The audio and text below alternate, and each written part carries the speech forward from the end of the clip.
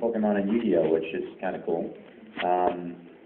I worked on a lot of shows, and of course I worked on those two shows for a long time. I also directed a lot of those shows. So you can ask me questions. You know, I love to answer the fan stuff. That's all great. My favorite line, my favorite character, that's all good too. But because I've been working in this business for over 25,000 years, and I worked on both sides of the glass, from directing to, you know, doing the music to helping write some of the shows, things like that. You can pick my brain a little bit here too. If it's something that, you know, if all that stuff sort of interests you, take advantage of the fact that more than just what's my favorite rock line, you can pick my brain here. So let's open up the floor. Who's got some questions? Nobody. Okay, thanks. I got it. Thank you, Cleveland. Okay. No, who's got a question? Nobody? Yes, in the front. What was it like playing Seto Kaiba? Well, Seto Kaiba is a great character to play for me because a lot of the times I play very comedic roles, and this was an opportunity to sort of test the sort of the drama side of my acting. And the story behind me playing Kaiba is actually kind of interesting. I was brought in to 4Kids to direct Yu-Gi-Oh! Because I had been working on Pokemon for so long and directing a lot of the other actors and self-directing myself on Pokemon for a long time. And when they decided to do their own production company, they called me up and said, Eric, you're doing this directing, and you've been doing this for a long time, and we're going to now do things in-house. We have a new show we'd like you to come and direct. Great. So I go in, and they show me the first episode, and they've done most of the casting already, except they haven't found Kaiba yet. And, of course, they show me the first episode, and we know Kaiba is a big part of that first episode. And that's when I made the joke that I made today at opening ceremonies, if you were there, that to me, I said, this is like Pokemon 90210. It's for all the Pokemon fans that have grown up a little bit and now want something a little bit more mature, because it deals with a little bit more, you know, young adult stuff. It's going to be a hit show. It's definitely going to be a hit show. And so I was like, oh, great, you know, I'm doing other voice work, and I'm on staff as director. I don't need to be in the show. It's not like I cast myself on the shows that I've been on. And so I'm going, all right, let's do it. Let's get started. And then we're still casting this one role. So the producer had me bring in, I mean, maybe 20 or 30 of the actors, that a lot of them that you all know. And he would have the voice in his head of what he wanted Kaiba to sound like, and what he hadn't found it yet. He hadn't found it yet. And so when we're working on network television, unlike a lot of your favorite shows that go straight to DVD, there's actually a time frame of delivery. We've got to get it out the door to get on the air. We were doing teasers, commercials, promos, coming soon. It's Yu-Gi-Oh, Yu-Gi-Oh, Yu-Gi-Oh. Well, we haven't finished the first show. We're still dubbing. So in the 11th hour, after the producer had still not found the voice he was looking for, I said, look, I should play this character. I said, he's sarcastic. I know exactly what you want from this character. Voice quality, I get it, because obviously I've been directing all of these people in the auditions to do that. And he's like, well, you know, man, I don't even know what to do anymore. Dub the first, 5 minutes of it, and let me hear it, and then we'll see. And he didn't know me as a voice actor. He only knew me as a hired director. He knew I did that stuff, but he had never really heard me. So I did it, and he goes, that's exactly what that's what I wanted. And I turned to the engineer, and I'm like, we could have saved ourselves like a month worth of work trying to figure this out if I had just said, I really should play this the day that they hired me to direct. But it was great, because I think with a character like Kaiba and Yu-Gi-Oh, there's fans that hate him. There's fans that like him. There's people that want to beat him. Right? But to me, the way that I justified his role in that series, and that's why I think I could play him without hating him myself, is he's the Apollo Creed to Rocky. See, you can't be the champ if there's not someone there to push you to be the best you can be. And when it turns out later on in the Egyptian story arc, you realize that he's really Yuki's right-hand man. I'm sorry if that was a spoiler. But that's really what his role was. And so, if I wasn't there, and I don't mean me, but if Kaiba wasn't there, then Yugi could just lay around and just be a sloth. He would, and never duel, because there was nobody that was going to push him to the limit. So that's why that character to me was so interesting, because to play something that's that dark but also important, in the series was great. But sorry for the long-winded answer, but that's why. Yeah, there you go. Yeah. All right, more questions. Yes. Woo! Yeah. Were you in charge of the whole, jelly donut debacle? Well, let me explain something about that, because I worked on the production side of a lot of this stuff, and that goes back to what I said before about network television. Pokemon is one of the few series that is international and has helped make anime as popular as it has become, which gives you more of these things that we're doing this weekend, right? So, the double-edged sword of that is this. What 4Kids did with Pokemon is, we brought it over from Japan, we redid the music and the sound effects and all that stuff, and then we licensed it out to other countries. Not every other country eats sushi. We wanted to make the food and the characters universal to whatever that country might, or that area, that region might relate to. Well, it wasn't so much the other things, but we were trying to remove the fact that it was a Japanese dub, because that made it seem like it wasn't an American cartoon or a universal cartoon. And that's why, at least with the shows that I worked on, lip flap is so important and things like that, so that it would not break the moment of going, oh, it's a dub. I wanted the shows that I worked on to look like I recorded them in English first and then they were animated, which was like a show I directed, a little funny show called Viva Pinata. Right, which is, I directed that voice first, built the show audio, and then sent it to the animators to dub. That's the way the Japanese do it.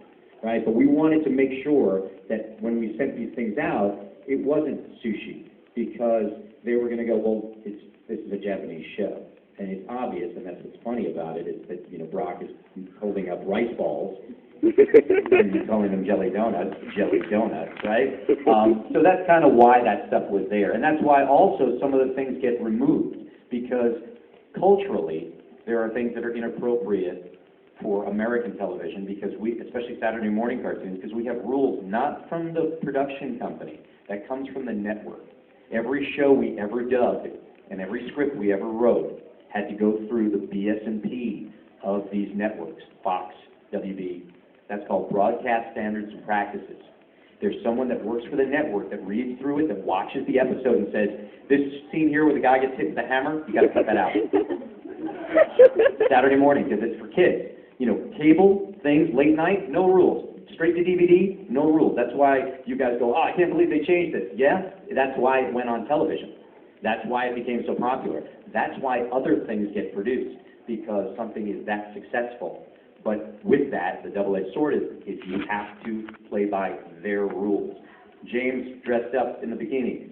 The infamous episode where he's right. I spent so many episodes dressed up in costumes to try to fool everyone that we weren't Team Rocket, right? So why was it a problem when James had breasts? In a bikini. And I'll tell you why.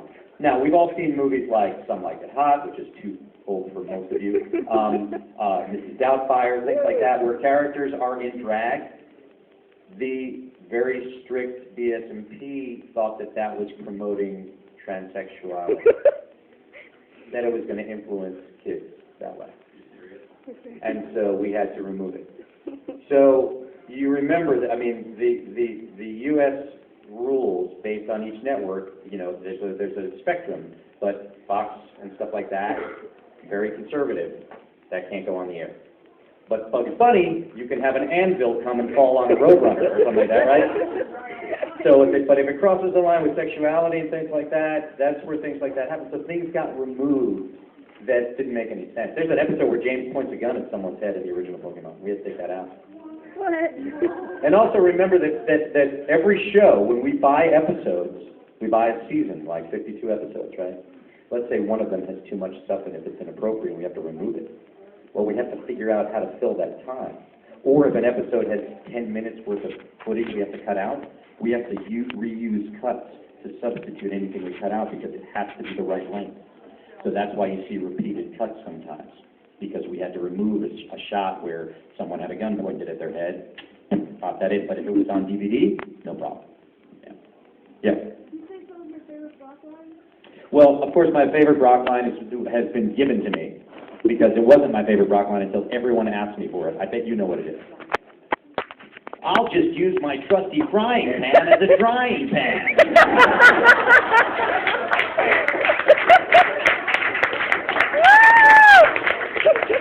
Thank you. That's Shakespeare to me. But I'll tell you something. It's funny, you know, and this is not a dig to any of the new stuff that's out there, but the team of writers that were working on the early stuff are very, very funny people, and they put things in the show that now when you go back, you'll get the joke. See, I'm a big fan of like double entendres and subtle things. When you're obscene and stuff like that and it's in your face, that's not funny to me. That doesn't require intelligence. That's shock value. But when there's an inside joke or, oh, I know what he meant, that's funny. So my favorite James line, besides, I'm a flaming Motret, there's no subtlety there. But my favorite James line is, do you remember the movie with the unknown, the floating... Yeah, the Answer movie. All right. So James says, I haven't seen this many strange letters since I placed that personal ad. You know, you're 10 years old, you're like, I don't even know what that means. It's funny. James is funny, that's funny. But now when you watch that, you're like, oh, no, that's funny. So there were things like that were put in there that were really very clever. So, you know, the frying pan line, I'm sure, and I know the writer who wrote that, I'm sure he was watching the movie and was like, why is Brock putting the frying pan over his head? We've got to do something silly there. And of course, I've actually signed frying pan.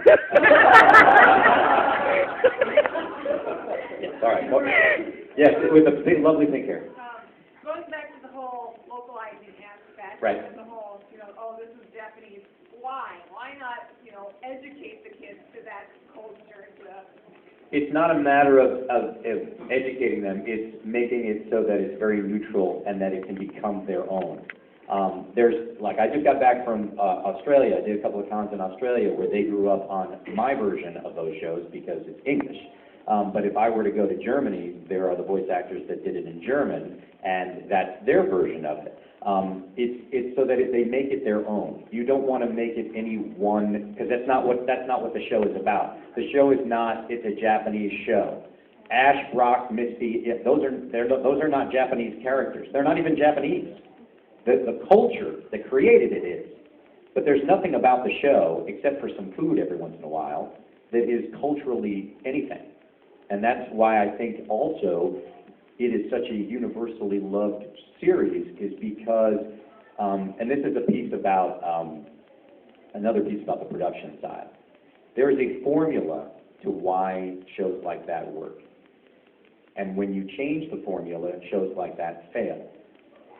That show has characters that at least there is someone in that group that you can relate to. You might find Ash to be your favorite. You might find Ash annoying, he's too squeaky clean. You might think James is funny, I like him the most. Oh, I can't stand Brock. Whatever it is, there is someone for everyone. And there's a moral and they're friends. And so when you're watching that, you see that there's tough things that they're going through, but they work it out. We can all relate to that. If there's not one character that you like in a series, you won't watch it. Even if you only like one, you'll watch it. And that's what's so universal about a show like Pokemon. And that's why, once again, don't make it specifically anything, because that kid watching that show in Germany doesn't need to hear about sushi. Even if they have sushi there, maybe they want to hear about Wiener Schnitzel. You know what I mean? Yeah. So, with that, I'm curious. Yes. Do you enjoy playing Kaiba or Bastion? I liked playing Bastion. That was another. I directed the first 2 seasons of GX.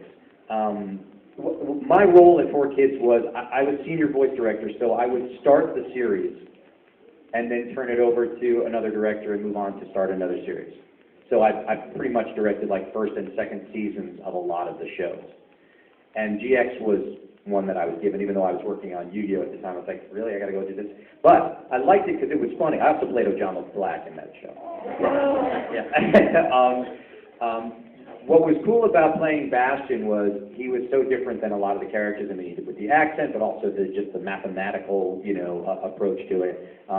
It was fun. And his relationship with the Tanya, the giant tiger lady, that was also kind of interesting. But there's a show, and the popularity of that show was kind of mixed. There's a show where who's the hero? Jaden's a slacker, right? Mm-hmm. And it's interesting what the ratings were doing here and there, because a lot of the fan feedback I got from that show was they liked Bastion a lot, but they felt like Jaden, because they couldn't get behind him, like they weren't rooting for him because he just kind of wasn't into doing anything. And it's interesting because most people want to see that hero at least be motivated. I mean, even Yugi was motivated. He had a mission. So, but that was a fun show, and it was so weird. I mean, there were some moments there where I'm like, were the writers smoking some crack during that? Because, it was definitely the Gen X version of that show. But that's good, and I like your cosplay. Well done. Yeah, you did? You made it? Yeah. Nicely done. Nicely done. In the back, with the Batman shirt on. I have a question that's just kind of been bugging me for a while now, but how many episodes of Pokemon did they have to cut due to 9/11?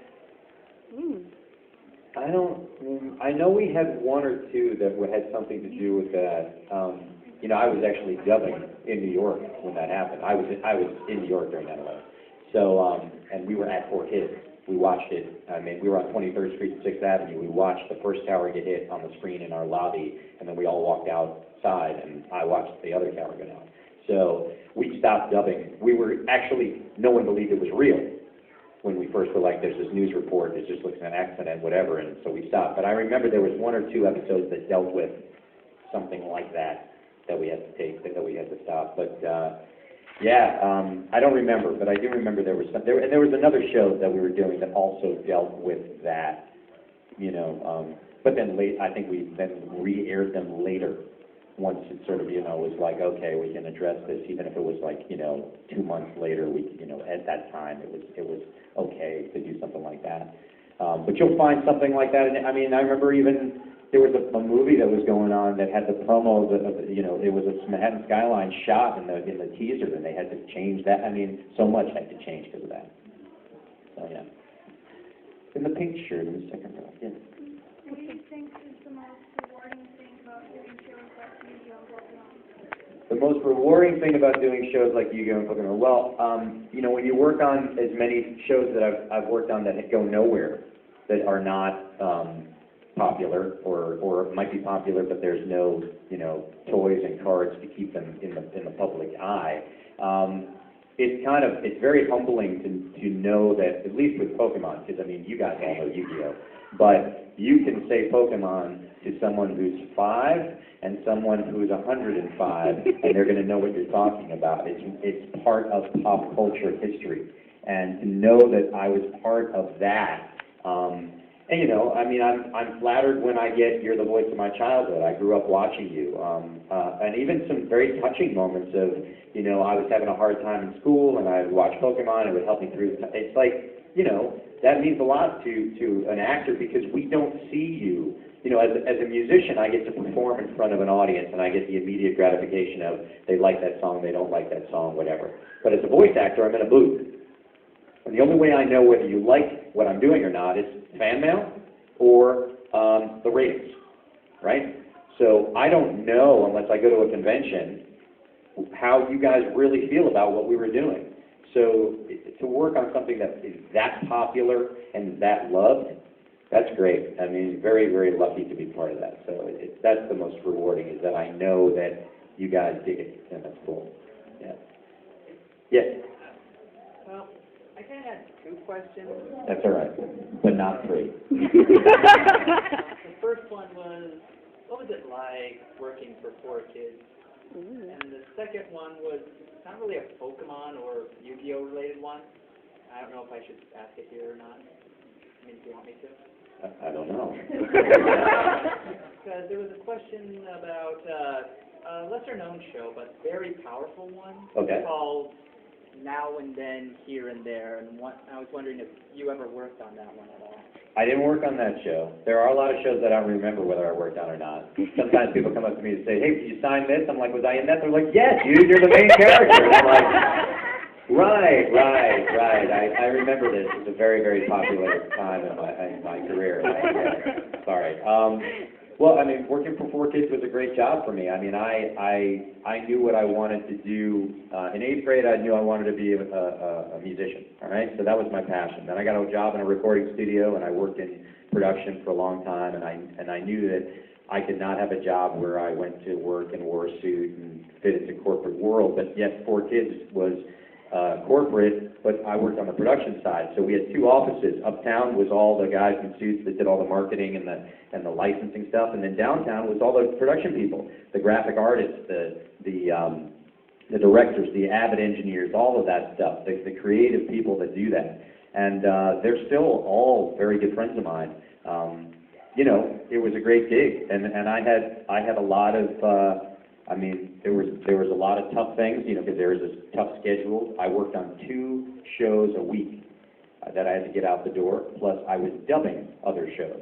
So I was constantly busy, but they were very good to me, and yeah, and the people that were in charge are still very dear friends of mine. So yeah, I mean, as I said, if I were a diehard fan of an anime original, and I saw them change it for American television, I would be kind of like, oh man, I can't believe that. But as a production person, I understand, as I said, when you do something that creates a buzz about an industry, you would not have 150 anime conventions if you didn't have shows like Pokemon and Yu-Gi-Oh! And stuff like that that makes convention places go, oh, you're going to get a lot of people here.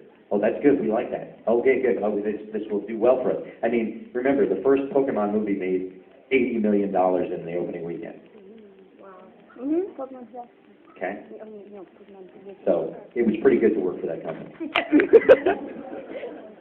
especially on the first movie. Do you have any,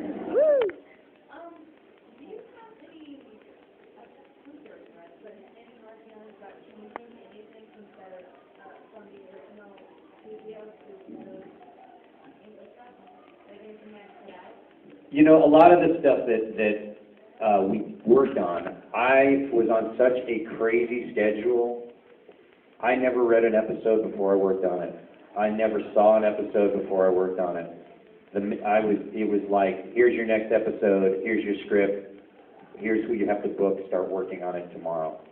And because of that, it was like, you know, there wasn't a lot of time to research that.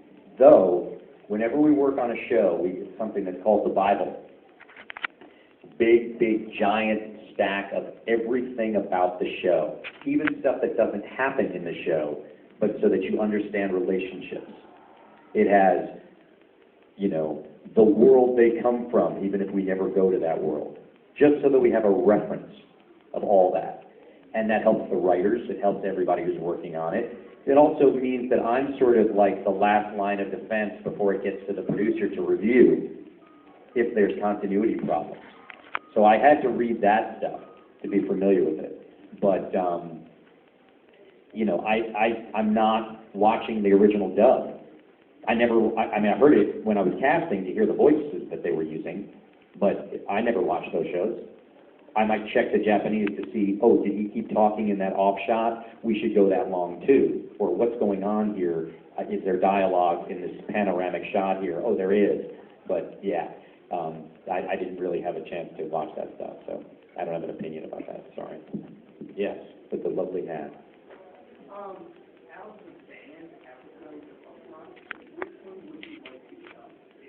I would have liked to dub the one with the James in the bikini. Well, I mean, that's the fun thing about being, you guys remember a great show called Wacky Racers? Mm-hmm. Yes. Dick Dastardly and Muttley? Yeah. I rooted for those guys because they were funny. They were the funny bad guys. So what was great about Team Rocket was they would come in, say something funny, and then disappear.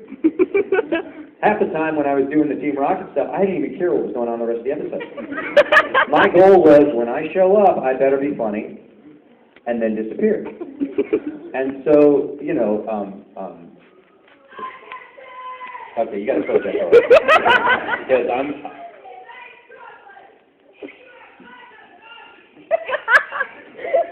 I think that's Matt. okay, thank goodness. Kind of like angry Monty Python. All right, so I completely forgot your question because I just that just freaked me out. What was the rest?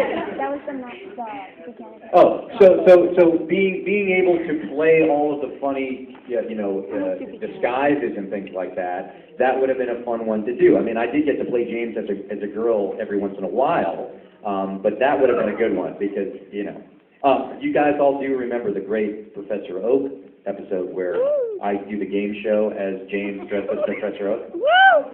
Yeah. Yeah, come on, you guys are supposed to know more about that than I do. Well, the reason I bring that up is because, once again, those are fun moments to play because I get to really say, well, how can I still be James but then impersonate someone, right? Well, I basically did Professor Oak, like Professor Oak. And the producer said, Eric, you can't do it that well. They need to know which one is the real Professor. I said, well, it's obvious. That's James. It's like, yes, but not that. Don't do the voice that well. That was funny. I was like, all of a sudden, James is like, Mel Blanc. He's doing all these different, like, that's the voice I could do. That was funny. Oh, she wanted to hear the... I was just doing Professor Oak. So how long does it take to do an episode of any episode like Pokemon, Yu-Gi-Oh? Good question. That's a very good question. So, you guys know how many characters are in an average episode of, like, Yu-Gi-Oh, right? How many voices, how many different characters there are. And you also know that a half an hour show really is 20 minutes. You take away the commercials, right? How many hours do you think it takes to dub one episode that's 20 minutes long? 8. 20, I don't know. 8, 6, is that what we're getting? All single digits, right? 20. Yeah. It takes about 15 to 18 hours to dub just the voices. Mm-hmm. We dub them one actor at a time and line them up, tweak them, next actor. So we've got multiple, and sometimes it's multiple jokes. We don't know which one we're going to use, so we have alternate takes. And then what I do is I watch the show down once it's all been recorded and make notes of what I see. Oh, that's a mistake. Oh, you know what? He's inflecting something differently than he does in the first thing. We got to make a note there. So I got my notes, send it to the producer. Producer comes back with corrections, rewrites, doesn't like the way the story's going. It's all based on that time frame of getting it out the door. The writer might have handed it in, but the producer might not have had a chance to really read through it and make sure even the lip flap is right. That's my job. This doesn't fit. It's overwritten. I have to cut some words out. Is it going to still work for you with these words cut out? So that's the fixes, too. So maybe you add in another 5 hours, right? 25 hours. Now, I was notorious for being extremely quick as a director. I could get 2 episodes out the door and do, anywhere from 15 hours was pretty much my average per episode to dub. But that's just, I know what I want. I don't need 19 takes of the same 2-line phrase. That's a great one. Let's get a backup. Boom, let's move on. And that's what I do. And my engineers that I work with will tell you they hate working with me in Jeff because their hands hurt because they have to keep pushing the buttons about. But whatever. So that's that part. Then there's the music, because what you probably don't realize, unless you watch the original and then watch our version, is the music is different. Why did they change the music? Here's a piece of really cool information. We rewrite the music so that when we relicense the shows to different countries, they have to use our music, and we make the residuals. Then we don't want them using the original Japanese music. We don't own that. But we own our original music. And all that stuff is about licensing, card licensing, toy licensing, all that stuff. If there is no property to sell and license, the show will get canceled. Do you remember a great funny show called Cubics? Yes. Cubics was a great show. I worked on that too. I played a little, that thing that looked like Pikachu. Yeah, Don. I played Don. The toys came out and they broke. They broke. They fell apart. So we canceled the show because we now had a black eye. No toy company. The toys weren't going to sell. Why have a commercial, which is basically what the shows are, if there's no property, right? So music gets redone. Sound design. Explosions aren't big enough in the version they're doing. Let's add that in. So someone has to spend a couple of hours, days, putting in sound effects. And then there's the mixing, which takes about 3 or 4 days with reviews, all that stuff. So it's a long, long process. Now imagine a facility that's doing 2 episodes of about 6 shows a week. Then it goes to the avid guys who are cutting video too. So we were nonstop. We worked all day, all night. We had people doing stuff in the evenings that would come in at 5 o'clock and work through the night. And guys like me that would come in at 10 and work till 10, things like that. So it's a lot of work. And you have to format it for American television, which is, where is the act break? There's no act break on straight to DVD. It's one long show. There might be a nice transition. But we had to say, well, we need to end here as a cliffhanger before commercial so that you come back. So all that requires a lot of fine-tuning. But that's a good question. Let's tag one question on that as well, if you don't mind. Yes. Why would you, does it save time to record each actor individually, or why not have them record lines at the same time? When you do guys know what prelay is? You ever hear that expression, prelay? Yeah. Prelay is like Pixar stuff, like I did with Viva Pinata. So if you were an actor in the show and I was an actor in the show, I would record all of your dialogue one line at a time. There's no picture. You're just recording your lines. Then I record my lines. And then I sat there and I edited them together and created the dialogue, the pacing, the timing. Then sent that to the animators, who then animated to my timing, came back, and then we can tweak it with ADR. But Pokemon and Yu-Gi-Oh! Is lip-lap, picture. I can't have multiple actors in the booth at the same time, because sometimes they come in late, they come in early, whatever. I got to move things around. I don't want headphone bleed of me talking on your take. You know what I mean? It would be way too complicated. So it actually is faster to do it one actor at a time like that, and also you can really focus on that performance. But it's still a lot. I mean, imagine when there's a duel, Yugi and Kaiba, how much dialogue those guys are speaking, how many cues. There'd be episodes that I have 300 cues. We call them the blocks, not lines, blocks of full phrases in an episode. So exhausting. So then that's why anime can't be done in a round table fashion or whatever you call it, when all the actors are like in a circle meeting together.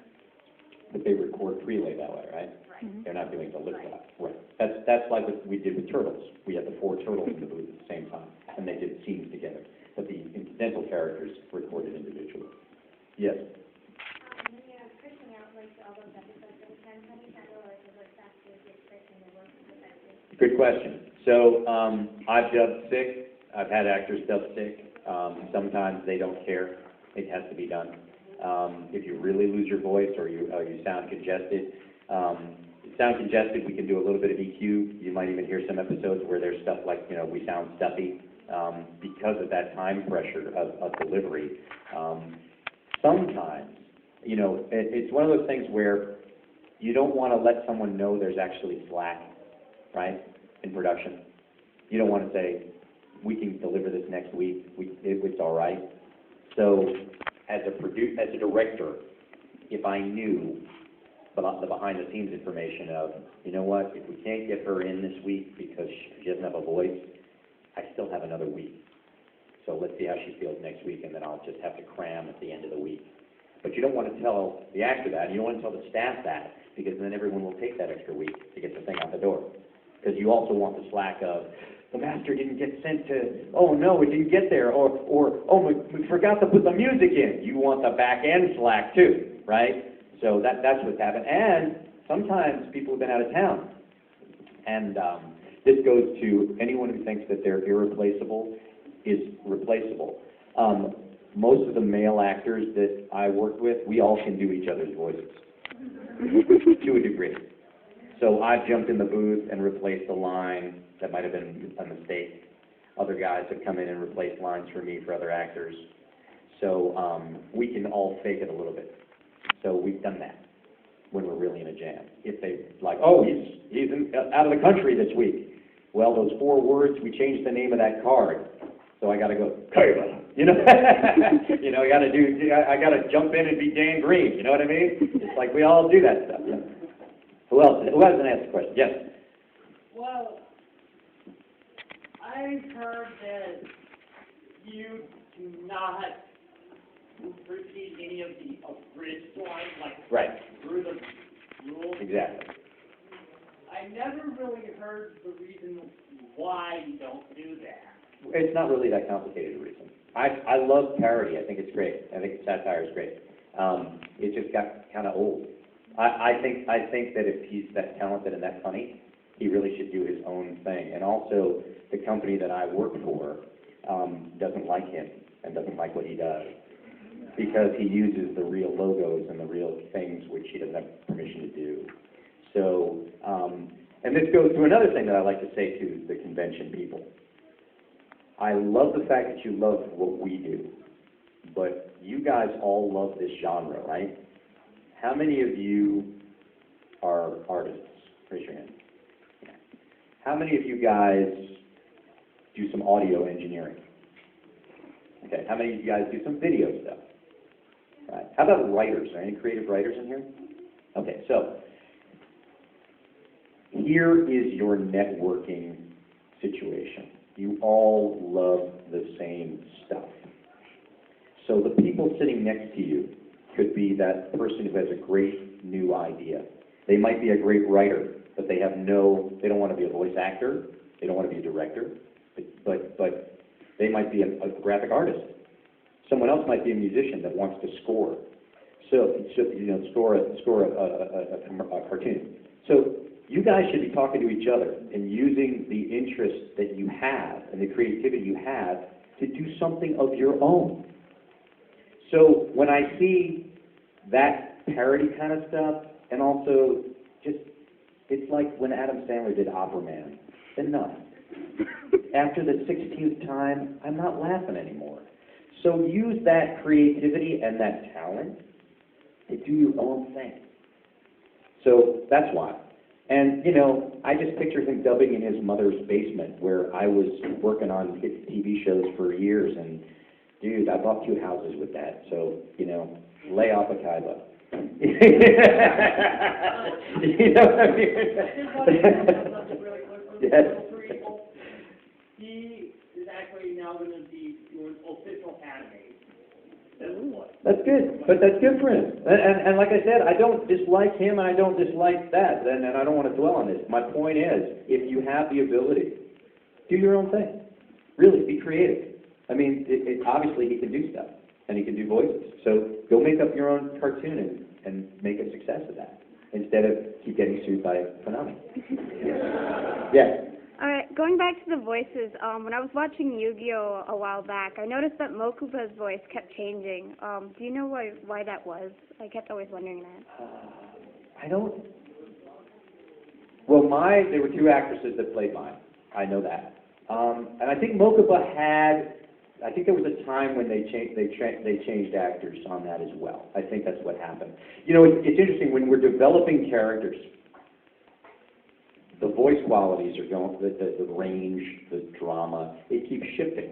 Because not only is the actor trying to find what they're doing, but the directors are trying to go, I know that in the beginning everyone wanted this voice really, really high, but it's getting annoying. Let's bring it down a little bit. And that's what happens, and that's why these things evolve. When James, you know, on Pokemon, I didn't get cast as either Brock or James when I first auditioned. I was the second choice for Brock. They started dubbing with the guy that they cast for Brock, and they decided they didn't like him. And so then they called me and asked me to come in and do it. So that was great. But then a good friend of mine was playing James for like the first 5 or 6 episodes. And then he's a stage actor, and then he got a job in a stage show. And he's like, see ya, go on. And they're like, could you come in and imitate him and take over the role? And so this is before now, this is going to the thing of not having a chance to look and watch the original stuff. The director at that time thought that Team Rocket was serious, was a bad guy team that was a legitimate villain group. So James was very straight. And so I'm imitating my friend, and it's all very dark and whatever, and I say, are you sure these guys aren't funny? No, they need to be, that's what they want. They take themselves very seriously. And then like the next episode, like James was doing a dance and stuff, and so all that silly laughter and all the madness, that came from watching it, and that's why I dubbed it maybe 4 or 5 episodes very legit, where people go, when you first started doing James, like your voice was one way, but then all of a sudden you got like, woo, and all this stuff. That wasn't in the beginning at all. And that evolved because we started to see what was happening in the storyline, and we didn't know that. So that's what happens with that. Yes, in the back. I have a question. Well, I figured you raised your hand. Either that or you got to go to the bathroom. Years that you've done, which did you like more? Pokemon, Yu-Gi-Oh, or Slayers? Oh, well, Slayers was my first main character that I ever got cast doing, and the fun thing about that show was the scripts were never written on time. That was a straight-to-DVD show, so there wasn't really a lot of pressure. There was also a lot of drinking, but not by me. But no, I couldn't do that in dub. But there were a lot of times where there were missing lines in the show, so we had to ad lib. We'd like look at something and go, "There's some lip flap there. There's no line. We got to make something up." So one of my favorite moments of Slayers, of course, is when Gowry faces a giant chicken, which has happened to all of us. I know, right? But when Gowry faces the giant chicken, he's got lip flap that goes open, double, no line. Producer, engineer, and the director sitting there, good friends of mine. Eric, we don't have a line here. So give us a second. I said, no, I got this. Let it roll. We go to record, and this is Gowry's line. It's classic. I'm surprised no one asked me to say this one. So giant chicken is about to attack him, right? This is my line. Chicken! Isn't that what you would say? So that's it. That's the line in the show.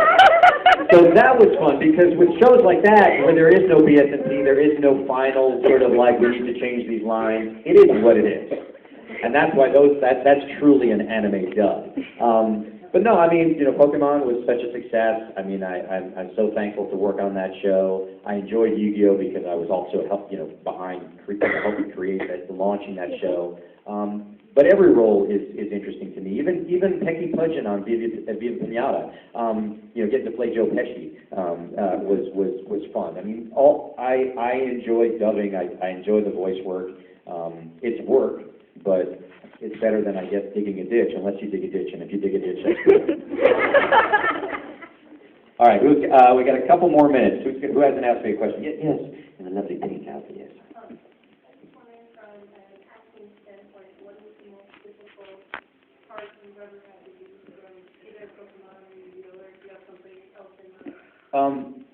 Are you talking like physically, or like as an actor, just like, the challenge?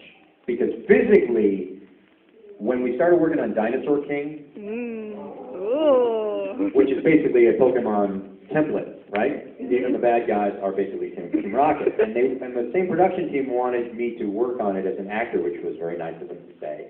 But they're like, Eric, we can't have you read a character that's too similar to the Pokemon version of it. So obviously I would have played the James character in that, who my friend Sean Schemmel is playing me, is James, same voice, he's doing that, because it's Team Rocket, right? So the director, very, very good friend of mine, Darren Dunstan, said, we want you to read for Dr. Z. Cool, because it's the villain, but it's the mastermind, and also it's a crazy voice. And so he did this upperish thing, which I'll do in a second. And I was like, yeah, that's a good voice, but just tell me, how much does this guy talk in the show? Like, I didn't say a lot. Comes in, gives them orders, whatever. Okay, good. First episode, long monologues, yelling all the time. And if you're so Dr. Z, just like this all the time. So I was like, dude, I can't dub 3 hours of Dr. Z and then speak ever. So we had to sort of break up those sessions a little bit. But Dr. Z was tough because it was always yelling and all placed up in my head like that.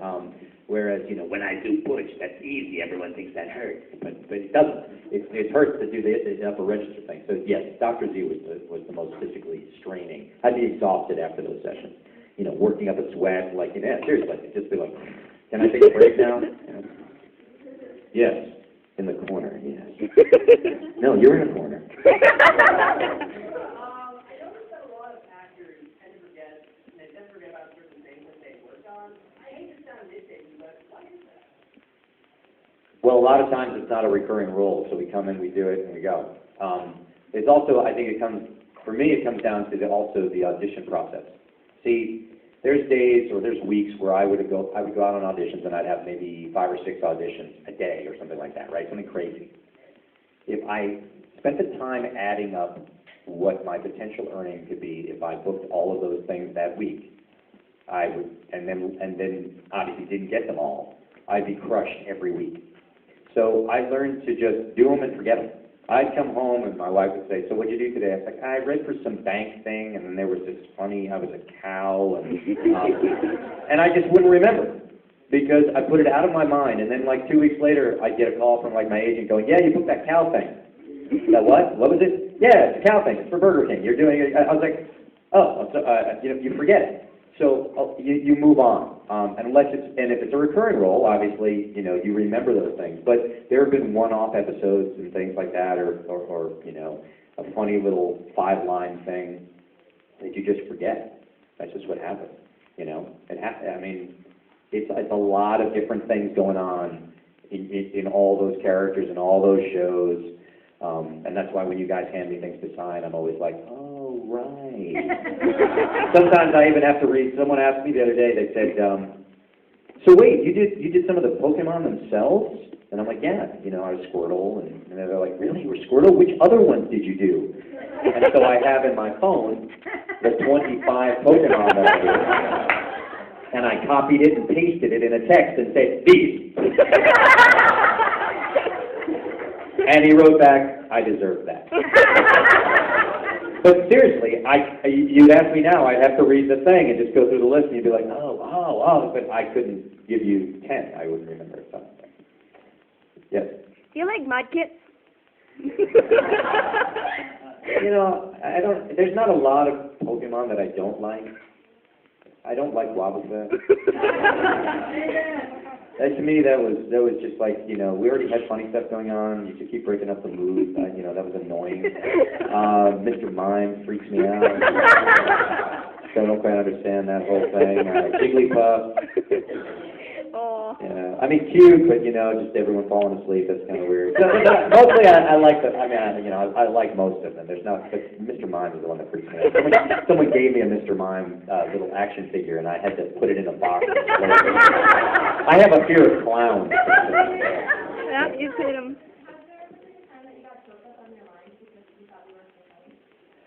Funny, yes. I mean, there's times that I've laughed hysterically, especially at outtakes. But I've also gotten choked up on things that are emotional. I mean, I say this anytime I've done a convention with Veronica Taylor, who's a good friend of mine, and we talk about, like, you know, our favorite moments or whatever. And anytime, because I'm also a big animal, like, rescue guy, I rescue dogs and cats, stuff like that, and I do a lot of work with a rescue shelter.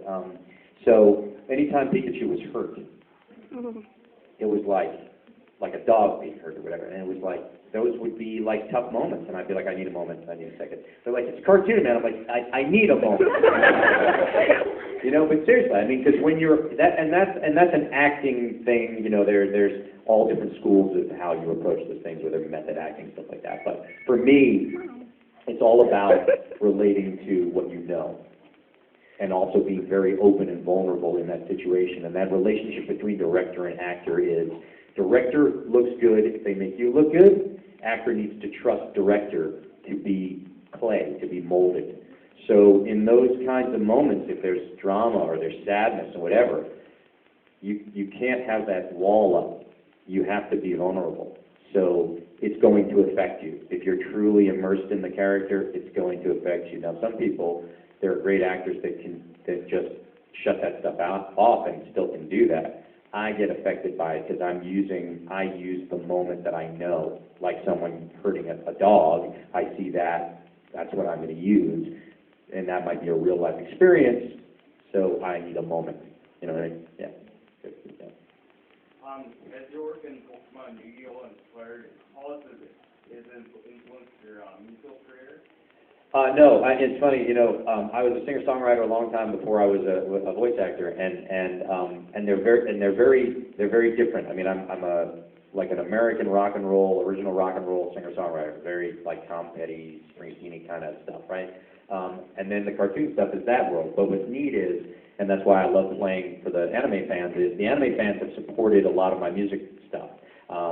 The Kickstarter for the last album, anime fans just helped support my first professional music video, and it's great because I like to, if you really are a fan of what I do, I like to show you the other side of who I am, and that's a huge side of who I am. But I have done music for some of the shows. You know, obviously I did the Pokemon Christmas Bash. I wrote that song. Thank you.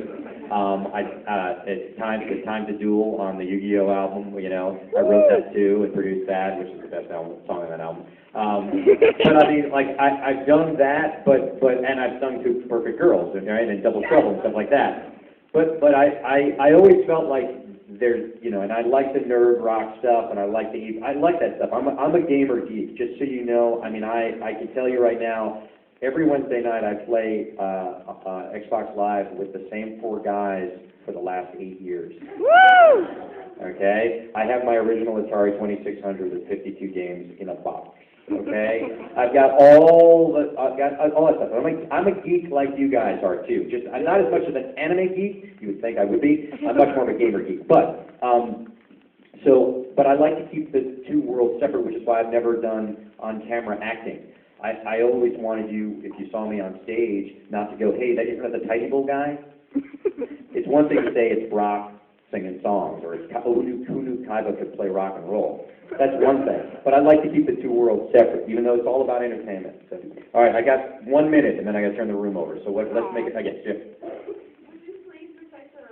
I don't know it. It changes every week. I need a different question. Yes. Yes. Last question.